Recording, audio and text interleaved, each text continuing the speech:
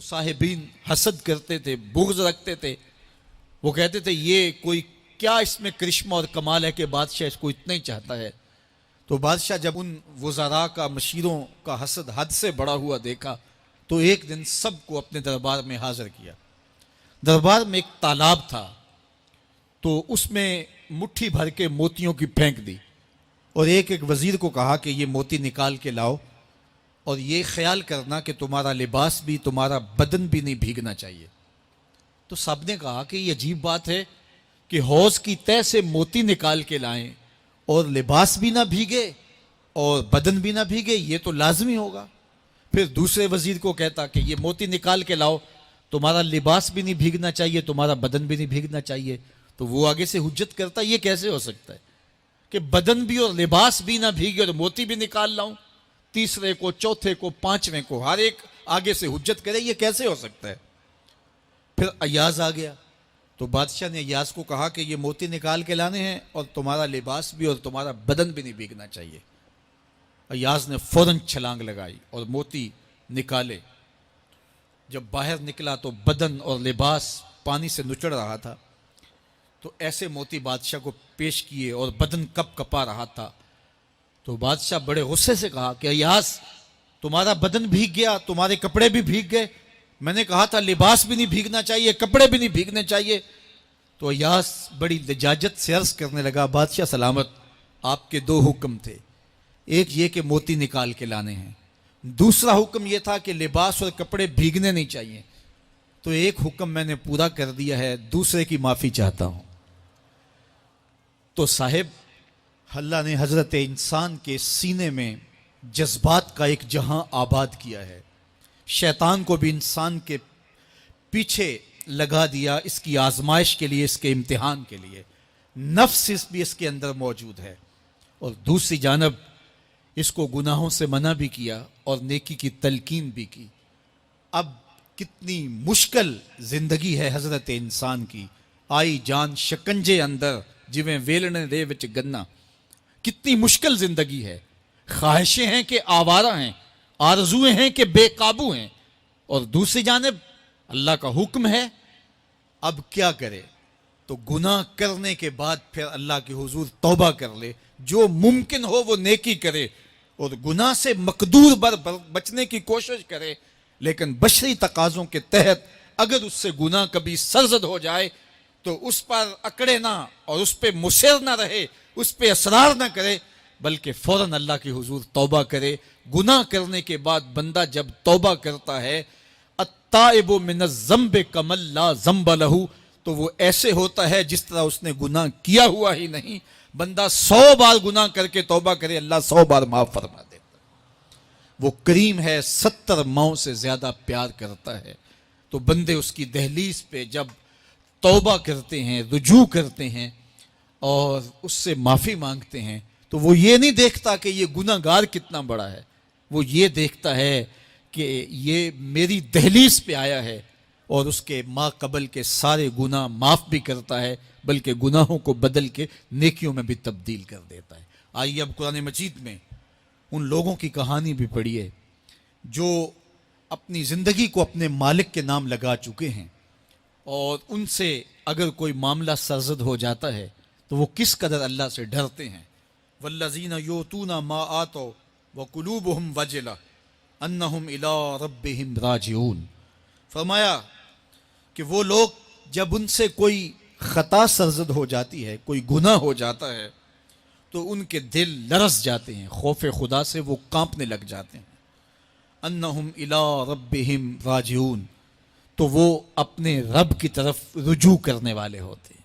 اگر ان سے کبھی کوئی گناہ سرزد ہو جائے، ان سے کوئی غلطی سرزد ہو جائے، تو پھر اس پہ ضد نہیں کرتے، اس پر مصر نہیں ہو جاتے، اس پر حجتیں اور دلیلیں نہیں لاتے، بلکہ وہ کیا کرتے ہیں؟ فوراً اللہ کے حضور رجوع کرتے ہیں اور معافی مانگتے ہیں. اور اللہ کو یہ بہت پسند ہے کہ کوئی مجھ سے معافی مانگے، اور اللہ انہیں معاف کر دیتا ہے. اللہ اکبر. حضرت عبداللہ ابن مسعود رضی اللہ تعالیٰ عنہ فرماتے ہیں کہ مومن کی یہ شان ہے کہ جب وہ گناہ کر بیٹھے تو وہ یوں محسوس کرتا ہے جس طرح پہاڑ تلے آ گیا ہے. یہ اس کی کیفیت ہے کہ گناہ کرنے کے بعد، نافرمانی کرنے کے بعد اس کا دل لرز اٹھتا ہے. وَقُلُوبُهُمْ وَجِلَةٌ، ان کے دل خوف خدا سے لرزنے لگ جاتے ہیں کہ ہم سے یہ گناہ کیوں سرزد ہو گیا، یہ تو اللہ کی ناراضگی کا سبب ہے. تو حضرت عبداللہ ابن مسعود فرماتے ہیں یوں محسوس کرتے ہیں جس طرح پہاڑ تلے آ گیا ہے اور پہاڑ ابھی گر جائے گا اور انہیں کچل دے گا. تو وہ جلدی جلدی تلافی کرتے ہیں، توبہ کرتے ہیں، رجوع اللہ کرتے ہیں تاکہ ہمارا گناہ معاف ہو جائے. اور منافق کی مثال بھی بیان کی گئی.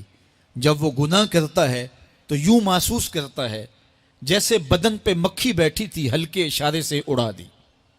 سویر سے لے کر شام تک کتنی بار ہم اپنے بدن پہ بیٹھی مکھیاں اڑا دیتے ہیں اور ہمیں شام کو یاد بھی نہیں ہوتا کہ یہ عمل ہم نے کتنی بار کیا ہے. میں اور آپ اپنے اندر اتر کر کے دیکھ سکتے ہیں ہماری کیفیت باطن کیا ہے. نمازیں چھوڑی، جھوٹ بولا، غیبت کی، چغلی کی، کسی کا دل دکھایا، کسی کو تکلیف دی، گالی گلوچ کیا، سب و شتم کیا، سویر سے شام تک کیا کیا گناہ کیے. کبھی خیال بھٹکے، کبھی سوچیں آوارہ ہوئیں، کبھی نگاہوں نے بدکاریاں کی، کبھی زبان نے جرم کیے، اور شام کو ہمیں یاد بھی نہیں ہوتا کہ آج ہم نے کیا کیا جرائم کیے، آج ہم نے کیا کیا گناہ کیے. اگر ہماری یہ کیفیت ہے تو یہ عملی نفاق ہے کہ بدن پہ مکھی بیٹھی اور اڑا دی.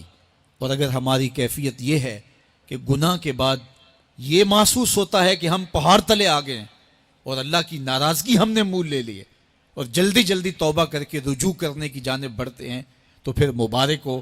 نہیں تو مجھے اور آپ کو اپنا محاسبہ کرنا چاہیے. ہمارے دلوں پر زنگ چڑھ گئے ہیں اور ہماری کیفیت یہ ہو گئی ہے کہ گناہ کرنے کے بعد بھی ہم ڈٹے رہتے ہیں. جبکہ زندگی اصحاب رسول کی دیکھیے ان سے بھی کبھی کوئی خطا سرزد ہو جاتی تو وہ فوراً اس گناہ کی تلافی کے لیے حضور کی بارگاہ میں حاضر ہو جاتے. حضرت ابو لبابہ رضی اللہ تعالیٰ عنہ نے اپنے آپ کو مسجد نبوی کے ستون کے ساتھ بندھوا دیا اور کہا کہ جب تک میری معافی نہیں ہوگی تب تک اپنے آپ کو کھلواؤں گا نہیں. اور پھر جب ان کی بخشش کا اعلان ہوا تو پھر حضور کے ہاتھوں سے اپنے آپ کو انہوں نے کھلوایا. ایک خاتون حضور کی خدمت میں حاضر ہوئی اور عرض کی یا رسول اللہ صلی اللہ علیہ وسلم مجھ سے بدکاری سرزد ہو گئی ہے اور میرے پیٹ میں بچہ ہے اور میں چاہتی ہوں کہ آخرت کی سزا کی بجائے دنیا کے اوپر اس کی سزا مجھے دے دی جائے تاکہ میں پاک ہو جاؤں اور صاف ہو جاؤں، کیونکہ آخرت کی سزائیں بہت سخت ہیں. اللہ کے محبوب علیہ السلام نے جبریل امین سے ایک دن پوچھا تھا مجھے جہنم کے عذابوں کا ذکر سناؤ. تو عرض کی یا رسول اللہ صلی اللہ علیہ وسلم سب سے ہلکا عذاب، اخف العذاب، ہلکا ترین عذاب یہ ہے کہ جہنمی کے پاؤں میں آگ کے جوتے رکھے جائیں گے. باقی اس کے پورے بدن پہ آگ نہیں ہوگی، صرف آگ کے جوتے اس کو پہنائے جائیں گے. لیکن اس کی حدت، گرمی اور شدت اتنی ہوگی یغلی منہما دماغہ، اس کی شدت سے اس کا دماغ پگھل کر ناک اور کانوں کے ذریعے سے باہر آنا شروع ہو جائے گا. یہ سب سے ہلکے عذاب کی کیفیت ہے. اور جو عذاب سخت ہیں الیاذ باللہ، اللہ تعالیٰ قرآن مجید میں فرماتا ہے ثم لا یموت فیہا ولا یحیا، اس بڑے عذاب کا ذکر کیا جو جہنمیوں کو دیا جائے گا. فرمایا اس عذاب کی کیفیت یہ ہوگی بندہ نہ جیے گا نہ مرے گا. جیے گا اس لیے نہیں کہ آگے اور پیچھے، دائیں اور بائیں آگ ہی آگ ہوگی، تو اس آگ میں جینا کو جینا تو نہیں ہوگا. اور مرے گا اس لیے نہیں کہ موت کو موت آ چکی ہوگی. جنت میں جنتیوں کو ایک ہی ڈر اور خدشہ ہوگا کہیں موت نہ آ جائے، اور جہنمیوں کو ایک ہی امید ہوگی کہیں موت آ جائے اور جان چھوٹ جائے. اللہ تعالیٰ مینڈے کی شکل میں موت کو لائے گا اور موت کو ذبح کیا جائے گا. جنتی جنت سے اور جہنمی جہنم سے دیکھ رہے ہوں گے. جب موت کو ذبح کر دیا جائے گا اب موت نہیں ہے تو جنتی اتنے خوش ہو جائیں گے کہ اگر موت کو موت نہ آئی ہوتی تو یہ خوشی سے مر جاتے، اور جہنمی اتنے مایوس، دکھی اور پریشان ہوں گے کہ اگر موت کو موت نہ آئی ہوتی تو یہ صدمے سے مر جاتے. تو وہ کتنا سخت عذاب ہوگا الیاذ باللہ کہ ہلکے ترین عذاب کی کیفیت یہ ہے کہ پاؤں میں آگ کا جوتا اور دماغ پگھل کے ناک اور کانوں کے راستے سے باہر آ جائے. تو اس نے عرض کی یا رسول اللہ صلی اللہ علیہ وسلم میرے اوپر حد جاری کر دیجئے. اور اس نے کہا کہ میرے پیٹ میں جو ہے وہ بچہ ہے. اللہ کے محبوب علیہ السلام نے فرمایا جاؤ جب بچہ پیدا ہو تو پھر آنا. وہ چلی گئی. تو جب بچہ پیدا ہوا تو گود میں اٹھائے پھر حضور کی خدمت میں حاضر ہوئی اور عرض کی یا رسول اللہ یہ ہے بچہ جو میں نے گناہ کیا تھا، بدکاری کی تھی، آج یہ اس کی نشانی ہے. تو اللہ کے محبوب علیہ السلام نے فرمایا کہ اسے لے جاؤ اور اسے دودھ پلاؤ، اور جب یہ کچھ کھانے پینے لگ جائے گا تو پھر آنا.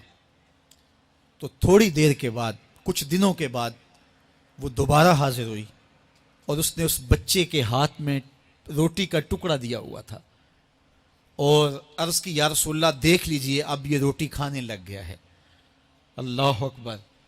تو اللہ کے محبوب نے فرمایا انہیں لے جاؤ اور جا کے انہیں سنگسار کر دو. اس کی یہ حد بنتی تھی، اس کو سنگسار کیا اور اس نے خود یہ سزا اپنے لیے قبول کی. مائز ابن مالک اسلمی عرض کی یا رسول اللہ طہرنی، مجھے پاک کر دیجئے. میرے حضور نے فرمایا جاؤ اللہ سے معافی مانگو. وہ گئے اور معافی مانگی، بے چینی اتنی تھی، پھر آ گئے اور عرض کی طہرنی یا رسول اللہ، حضور مجھے پاک کر دیجئے. فرمایا جاؤ اللہ سے معافی مانگو. وہ گئے، معافی مانگی، پھر پلٹ آئے. تیسری مرتبہ، چوتھی مرتبہ. آقا کریم نے فرمایا فیما اطہرو کا، تمہیں کہا اللہ سے معافی مانگو، کریم ہے معاف کر دے گا، تم پھر پلٹ آتے ہو، تمہیں کس جرم سے پاک کروں؟ قال من الزنا، عرض کی مجھ سے بدکاری ہو گئی ہے اور میں چاہتا ہوں کہ دنیا پر فارغ ہو جاؤں. حضور نے فرمایا کہ اس کا توازن عقلی تو ٹھیک ہے. عرض کی حضور صحیح الحواس ہے. کہا کہ یہ نشے میں تو نہیں کہہ رہا. کسی نے اٹھ کے منہ سونگا. کہا حضور ایسی بات بھی نہیں ہے. فرمایا تم سوچ لو کیا کہہ رہے ہو. کہا حضور جو میں کہہ رہا ہوں وہ سچ کہہ رہا ہوں، مجھ سے گناہ سرزد ہو گیا اور میں چاہتا ہوں کہ دنیا پر ہی فارغ ہو جاؤں. اللہ کے محبوب علیہ السلام نے فرمایا کہ انہیں سنگسار کر دو. مائز ابن مالک اسلمی کو سنگسار کر دیا گیا. جب ان کا جنازہ اٹھا تو حضور بھی جنازے کے جلوس میں تھے. کسی کی زبان سے نکلا لو مائز نے گناہ کیا تھا. بس یہ بات سننے کی دیر تھی، اللہ کے محبوب کے چہرے پہ جلال آ گیا. فرمایا خبردار اگر کسی نے میرے مائز پہ بات کی، میرے مائز نے ایسی سچی توبہ کی ہے اگر روئے زمین کے تمام مسلمانوں میں بانٹ دی جائے لکفاہم، سب کی مغفرت ہو جائے. کہ انہوں نے اپنے آپ کو خود پیش کیا ہے. اب مائز ابن مالک کا جنازہ اللہ کے رسول نے خود پڑھایا، بلکہ مسلم کتاب الحدود میں ہے کہ ان کے جنازے کے دوسرے دن یا تیسرے دن حضور ان کے ہاں تشریف لے گئے. اور جب آقا گئے وہم جلوسن، تو لوگ وہاں بیٹھے ہوئے تھے. تو میرے آقا نے فرمایا استغفروا لمائز، مائز کے لیے بخشش اور مغفرت کی دعا کرو. تو یہ بات ذہن نشین کیجئے کہ یہ وہ لوگ تھے کہ جن سے کبھی کوئی گناہ سرزد ہو جاتا تو وہ جلد توبہ کرتے، اور اس کی بڑی سے بڑی حد اور سزا بھی ہوتی تو وہ بھی کاٹنے کے لیے تیار ہو جاتے. میں اور آپ دیکھیں کہ ہماری زندگی میں اگر گناہ ہیں اور ہمیں سچی توبہ کی توفیق بھی نصیب نہیں ہے تو پھر ہم سوچ لیں کہ ہم کہاں کھڑے ہیں. دیکھیے اللہ دلوں کے بھید جانتا ہے.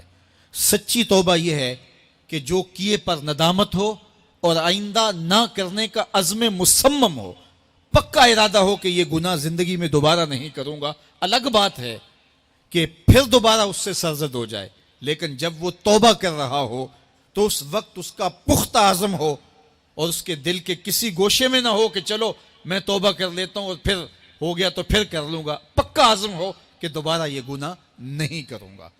اور اگر زبان سے توبہ توبہ کر رہا ہو اور دل میں ہو کہ ٹھیک ہے یہ تو صبح بھی مجھ سے عمل بد سرزد ہونا ہے، تو اللہ تعالیٰ سے یہ مذاق کرنے والی بات ہے.